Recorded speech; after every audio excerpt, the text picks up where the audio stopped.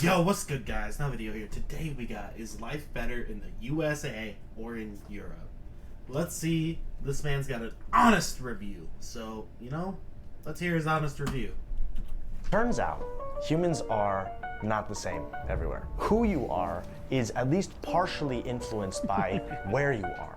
Your environment literally has an impact on you. And if you don't believe me, studies show this. And this is a dynamic that's influencing all of us, including me, as I've moved from one continent to another. The tug of war between the US and Europe is just so intriguing to me. It just feels like this endless battle. Honestly, same. It's funny because before this whole YouTube thing, I never even paid attention to anything outside the US. Hell, y'all can go through the videos. You'll see the slow shift. I never really gave a shit and paid attention to anything. I kind of knew, yeah, they have healthcare there. That's the extent of it. But, it's such an interesting topic for me. Hence, I've gone down this rabbit hole. Between the new and the old world in the West. There's no right and wrong, obviously, when it comes to a discussion like this of cultural comparison. There's just trade-offs. I 100% agree with that. I feel like the best place to live really depends on who you are as a person and what things you like. I'd argue if you're looking to live, a regular life that's calm and, you just want to, work your 9-to-5 job, Europe's probably better. If you want to be a business owner, if you want to be any kind of, I don't know what the right word is right now, it's escaping my brain, but any kind of, what's the right word? It's escaping my mind. I'm probably going to get mad at myself later on when it comes to me, but any kind of business owner or anything along those lines, entrepreneur, that's what I'm thinking of, then I'd argue America's a little better for the same reasons why it's not for those who just want to have a regular 9-to-5. It turns out that you can't have it all. I think the human race really benefits as a species from our differences. Plus, it's really fun to articulate the things that I'm seeing take place in the world. And so that's the inspiration behind this piece, comparing the life that I've lived for 19 years in the US to the one that I've lived for 5 years here in Europe, and how my view of things continues to evolve. Now, national stereotypes are nothing new, right? One of the easiest ones to point to is the idea that there's more introversion in Asia, for example. Generally speaking, massive generalization, and more extroversion in other places, like Brazil. There are exceptions to all generalizations, right? But there's also a grain of... that's what I was about to say. I feel like most stereotypes have a grain of truth to them on really anything, whether that's the British being, I don't know, fucking more viewed as upper class. I feel like there's a grain of truth to that. Not is every single British person, a upper class rich person? No, but they definitely exist, right? There's definitely, I think the word is posh.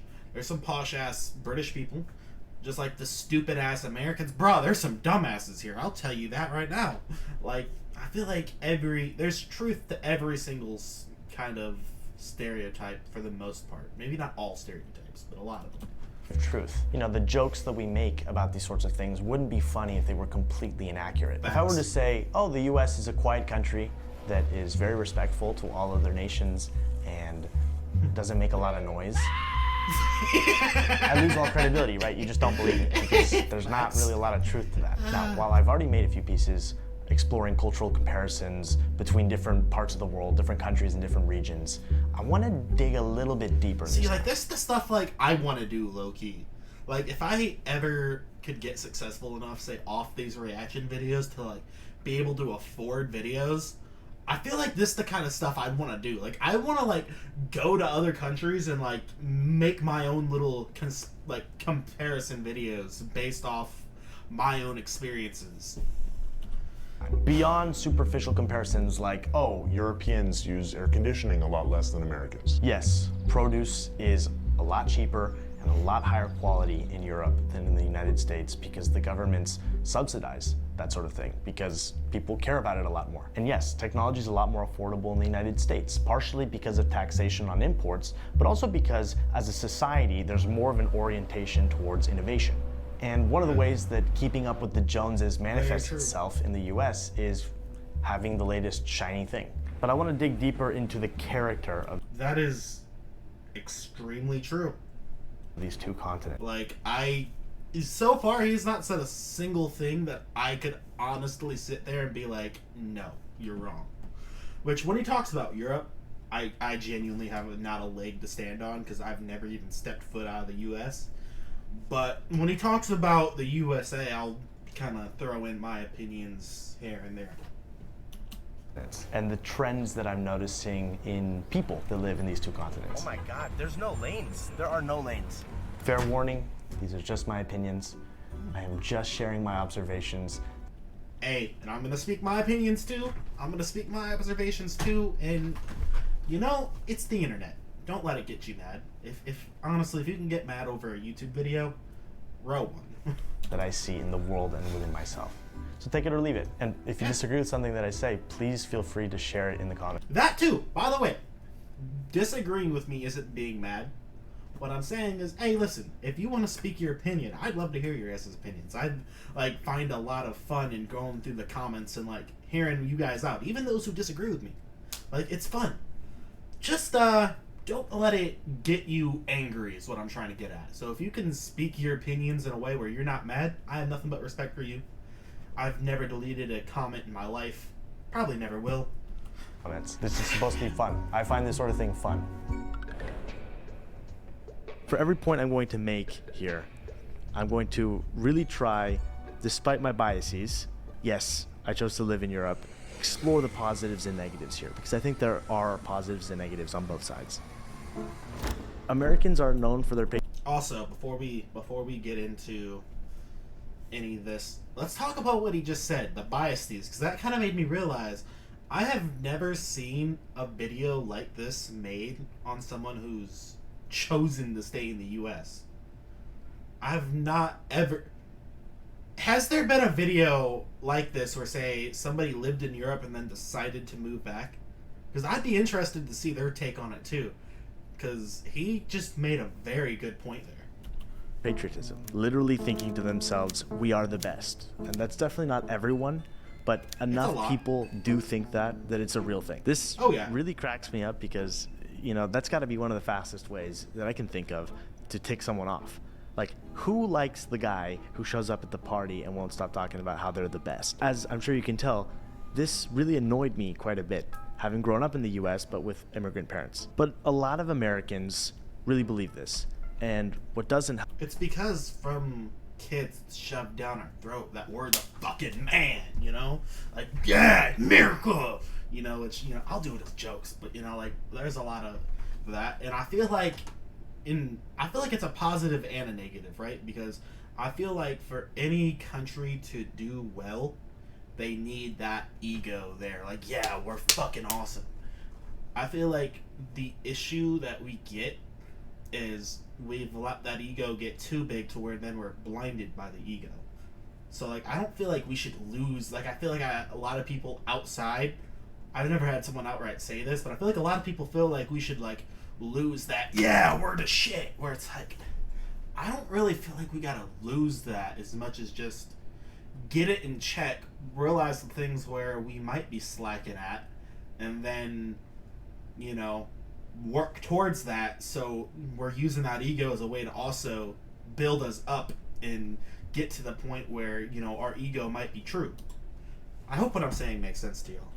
Help matters is the reality that a lot of people can point to the fact that the US is a world superpower. And look, there are a lot of really proud Europeans too, and maybe secretly they think they're the best, okay?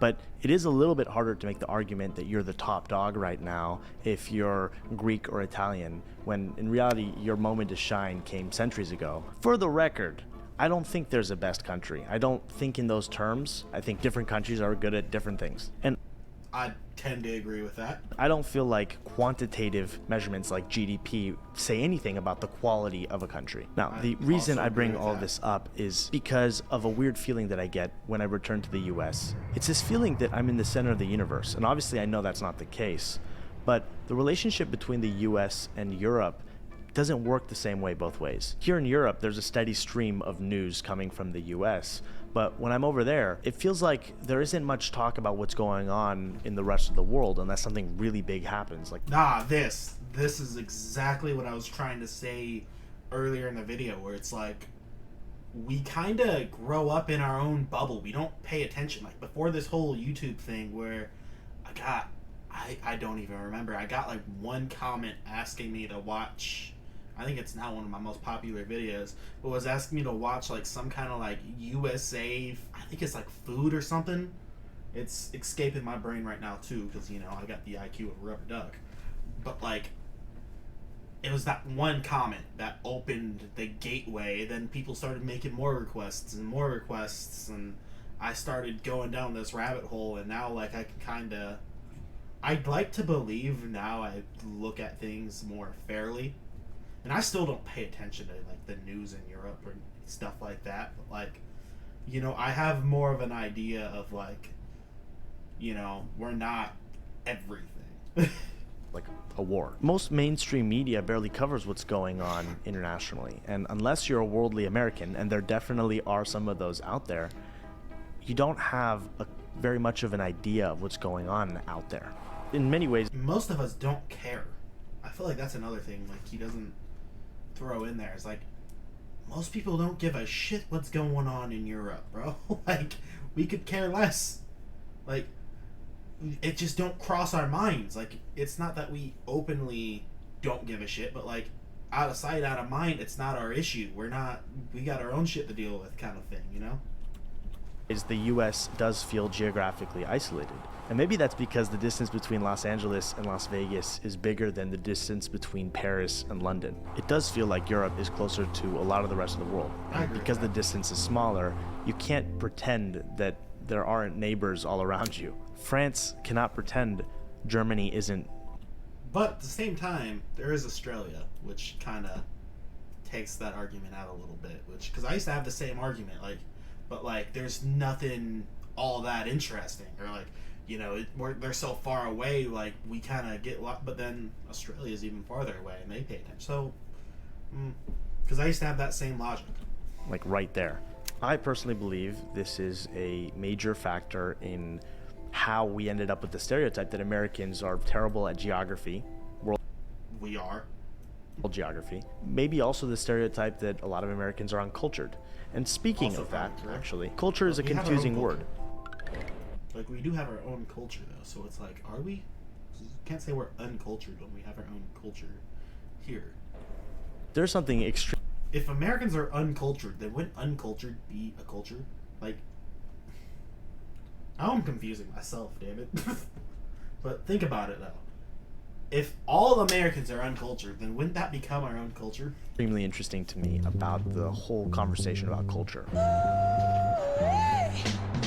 According to a lot of Europeans, the US is a place that lacks culture.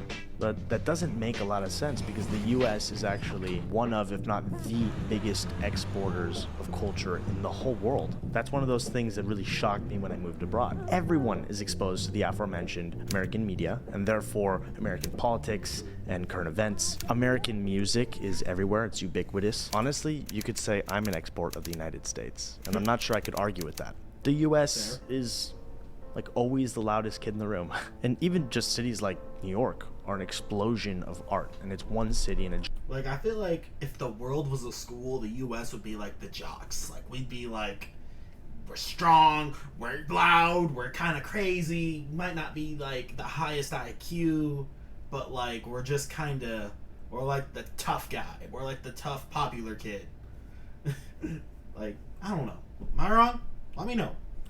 giant country. So what are we saying here really? What are Europeans referring to? I don't think these big mainstream exports are what Europeans are referring to. I think they're talking about what you do on a day-to-day basis and how much that can change from region to region. I'm talking about the customs and traditions that have been passed down for generations, the different regional dishes that come from centuries ago. I'm talking about the superstitions or the different card games or the celebrations that take place that commemorate something that happened before modern day France or Austria or Italy even existed. Bizarre linguistic quirks, beyond the fact that there's a different language every direction you look. Architecture that changes every few hundred kilometers or miles. Am I suggesting that the US does not have customs and traditions? No, it does. I think about Thanksgiving and Halloween and hot dogs and baseball, the Super Bowl.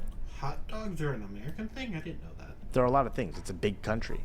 But one thing all of these things have in common is that they stretch across the entire expanse of the country. The US, for better or for worse, is associated with uniformity and scale. Maybe that's just a facet of being such a young country. For better or for worse, Europeans see the KFCs and the Starbucks that are dotted across.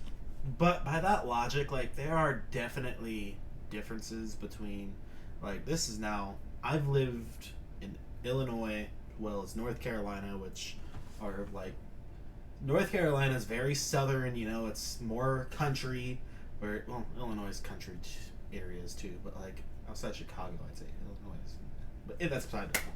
Like, there are a lot of differences in how people act and the accents, and all of that too. So like, I feel like we do have our own differences geographically, that's the word I'm looking for, as well. They just might not be as large, like, as far as, like, distance-wise, right? Like, between, like, from someone who's born in Illinois and lived in Illinois moving to North Carolina, there's probably going to be a lot less differences, even that far of a distance, than maybe if you moved 15 hours away in Europe. Like, the differences are probably going to be a lot less, but they're definitely there. Across all of their major cities, and they see that as the mark of the US and how it operates. Now, a lot of Americans know this, and some even criticize this, right? But it's still happening. I just personally have a sinking feeling when I see the same exact strip mall in any state that I might go. And it does feel like the only way I can see the same thing in Hungary and Spain is if I go to a major chain, a lot of which are American. Again, maybe this is because of size, you know? A 4-hour train ride can take you to any one of like 7 countries in Europe, and you're lucky if a 4-hour flight will take you outside of the US. And I think a lot of Europeans take pride in this cultural richness, the density of different things going on, you know, being able to go to a different place so easily and not understand a word. One major difference for me between the Europe and US is the language element. And I know I care about this more than most people, but I do think it has an impact on your experience of each place.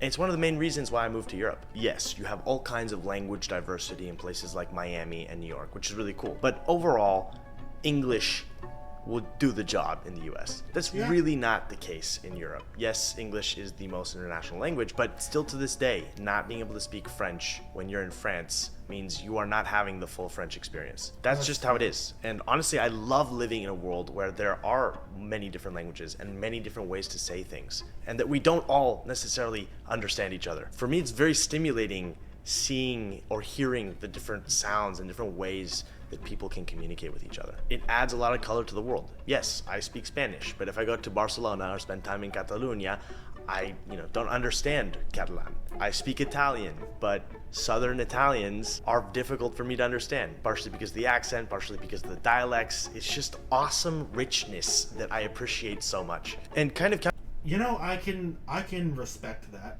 For me personally, that's something I never really cared about. Like, I've had, say, funny moments. Like, I had this Asian guy, I'm not sure where he came from. I was sitting at a gas station, and this dude comes up to my car, pointing at his phone. So, me not knowing what he wants, I pulled out my phone trying to figure out, like, is he asking to use my phone? Like, what's he wanting?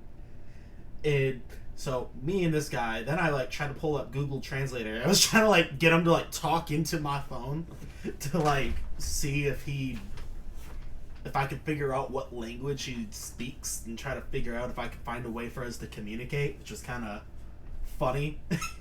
Until his like girlfriend or daughter or I don't know, whoever it was, came out and he said something in his language, and then she goes and takes a picture of him in front of the gas station, and I started laughing and then like figured out what he wanted. Then he, I think, finally realized I just had no clue what he wanted. So and he started laughing too, and I gave him the thumbs up and we went on our own way. But so like I've had those moments, and I can kind of see how that's fun, because like that's a fun memory for me, right? But like I don't know, like it's never anything I care about. Like I don't think being somewhere where I can't understand anyone and like being in those situations all the time, to me, would be fun. Like I feel like after a while it would just get frustrating. If that makes sense. Counterintuitive. But that's just me. Intuitively, it is precisely because there is that barrier there that it's difficult to learn a language, that it's difficult to decode how people are communicating, that when you do unlock that door, it's like that much more incredible. That is what I can see that too, though. Like I will say that was a fun experience for me, and I hope it was for that guy too. Like I hope he tells the story about how the dumbass American couldn't figure out he wanted a picture, you know? If you're out there somewhere, you probably won't understand this, but I hope you're doing well. makes languages so amazing to me. They're world-expanding tools. I fell in love with France and with Europe when I did my exchange in France because I was forced to learn the language. I just had to. It's like learning how to think in a new way. There's something so exciting about that to me. Without that, I would have never immersed myself in France. I would have never created the life that I have now. Speaking the language is often the difference between having a superficial tourist experience and delving deeper into the culture. I like to think of it as overcoming the moat around a castle so that you can actually storm the castle itself. Who doesn't want to see what's inside that castle, you know what I mean? Now, Lingoda is the sponsor of this video, and they offer a really powerful tool that can help you storm the castle, building the skill over the long term. If you're interested in checking it out, I'll leave a link in the description. Check out Lingoda, check out his sponsor, get this man his money, you know how it is. And use my code to get 20 euros. You use this code, get this man his money, Nathaniel. Or $25 off. I think that's how you say that, Nathaniel. I'm a fucking idiot. Nathaniel 20. Use his code, get this man some money. Come on now. For registration for your. If you've made it to this point in the video, roast the shit out of me for saying Nathaniel. Fucking dumb. Thank you, Lingoda, for sponsoring this video. Speed of life. One of the things that really struck me the last time I went back to the US is the speed of things and the fact that there are less guardrails, less people and things that are going to slow you down or get in your way. And because of that, many people go very fast. In the US, for example, it's perfectly socially acceptable to wolf down a sandwich in 3 minutes and get right back to work. I'm not saying that's what always happens. I'm just saying that it's okay. People are not going to judge you. It's like an acceptable thing to do. And people will walk down the street eating, or they'll eat in their car. And in Europe, you're never going to see those sorts of things. Or if you do, it's like a extremely rare, I don't know, I can't remember ever seeing it personally. These things are not okay. They're looked down upon in exactly the same way that smoking is looked down upon in the US, which goes to show you human beings are willing to draw different lines in the sand. Europeans will tell you it's not healthy, right, to eat that fast, it's rushed. But it goes beyond that. It feels almost morally wrong. I think that's a good spot to pause and introduce a new concept. Why though? Like, see, I guess I feel like I probably fall down to this a lot too. Like I like to do things fast, whether that's drive fast or, you know, I got a speed bike, you know, go fast on that, you know, I got like I enjoy speed a lot. So that's probably one of the things I fall into, which maybe that's something I'd struggle with in Europe. Be interesting to see how I handle that. I have this running theory that there are two forces at play in shaping culture. The first is peer pressure. There's always a certain kind of pressure that exists, enforced by the people around you on how things should be, how you should operate. And the other idea is normalization. It's seeing a certain kind of behavior that's very widespread around you to the point where you get desensitized to it and you find it normal. So let's talk about some examples of this. I want to talk about work here for a second, which feels very related to the speed of things in my mind. The US is a super competitive society. There's a lot of peer pressure to work harder and longer, and if you don't, somebody will be there to replace you. No guardrails, no off switch, so it leads to a more imbalanced way of living, I find. This leads to a dynamic where there's very little vacation time, and not just that, people don't take that vacation time. You're lucky to get even a couple of weeks, but it's been normalized to not even necessarily take that time. That becomes a sort of like self-perpetuating cycle. It does feel like there's a fear of stopping. So there's the peer pressure and the normalization of work that's taking place in the US. And the same is at work in Europe, but just in a very different way. In Europe, I feel a sort of peer pressure to not work at certain times, like on Sunday, because it's seen as insane and unhealthy. Interesting. And because Europeans treasure their vacation time and really stick to it, it has a normalizing effect. I don't look at time off in the same way I used to. I'm coming to realize it's good to unplug, to recharge, you know, to not... But that is, yeah, because like I feel like there's a lot of, say, people here. Good example is like the 4th of July, where like, you know, a lot of people have work time off. And, you know, I can't tell you how many times I've heard people like, man, I just want to get back to work. Like, this is stupid. Like, it's just another day to me. Like, at night I go light off fireworks for a little bit. Like, it doesn't make a difference. Like, I've heard that said a lot. So I can definitely see what he's talking about there. Have everything revolve around work. So there's pros and cons to both sides here, because I think the US is a really incredible place for the ambitious if you want to advance your career. And that feeling of ambition all around you can be infectious. I felt it. What was I literally saying like earlier on in the video? Dude is saying exactly what I was saying. Like, for an entrepreneur, it's the perfect place to be, because you have that tension pushing you. There's less laws about how much you can do. There's like, I feel like if your goal is to get rich as fuck, the US is probably one of the best places. I haven't been to any other country, so you know, you guys probably can speak your opinions on that. Whereas if your goal is to live a normal, happy life, you know, 9 to 5, spend time with your family, you know, just a chill, regular life, the middle class life, I guess you'd say, I'd argue Europe's probably a better place for you. As like a fresh wave of energy. The only thing is, it doesn't feel conducive to a healthy rhythm over the long term. And I think about grocery shopping, you know. I was seeing a lot of people order on Instacart or Uber Eats or whatever, and it's not like those things don't exist in Europe, but there's like an emphasis on efficiency in the US. Here in Europe, a lot of people will shop for groceries on a very regular basis, almost daily or every other day, for fresh produce. See, like, that's crazy, because like what I do is like I kind of buy in bulk, right? Like, so I'll go once, twice a month. I'll buy a fuckload of food, and that's kind of, you know, that's my food. And they'll buy in season. There's nothing really efficient about that, but it is healthier and tastier. Now, I wanted to talk a little bit more about acceptable behavior, because it's related to this point I made about peer pressure and normalization. There are clearly different ideas about work, but also just what is acceptable behavior in general. I find that there's a lot more of an anything goes kind of attitude in the US than in Europe. Growing up, each year there would be a pajama day. Also, I'm gonna be honest. Yeah, well, shout out pajama days, by the way, because I remember that. But like, personally, I like that though. I like that whole, you know, just do your thing, because I feel like that's why I am personally such a carefree, kind of more chill, don't really worry too much about a lot of, you know, random things, a lot of people's opinions, a lot of, you know, things that like I see a lot of other people kind of freak out about, where it's like, I could care less, to tell you the truth. Like, half the stuff I really could care less.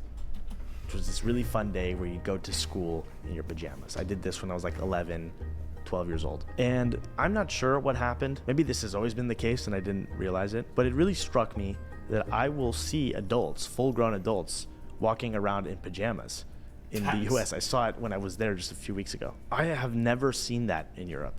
And in fact, it's funny, the opposite's taking place here in Paris, where women in my life in particular will come and visit, and they feel they cannot go out without dressing well because Paris is such a capital of fashion and looking good, I guess. I do draw a link, I don't know how related they are, but in my mind they're connected, between this casualness and the American dream. You're allowed to dream about things that feel ridiculous or impossible. I agree with that too. I feel like, because I've spoken a little bit about how, like, I got these giant goals, right, in life. Like, my goal is to make a shit ton of money, get a giant plot of land, spend all my time just helping out animals and screw people. And, like, to me, it's very doable, right? Like, it'll take a long time, but, like, I fully see this as something I can achieve, right? Whereas, like, I've said this, and I've seen many Europeans who, like, don't have that drive in them, or, like, don't have, like, they don't think it can be done. And I'm like, I don't understand the lack of confidence. Like, they see, like, I feel like Europe seems more complainant with where they're at, and they don't have that American dream like we do. Maybe that contributes to the startup culture that exists in the US, the entrepreneurial spirit, and of course, I should say there's nuance there.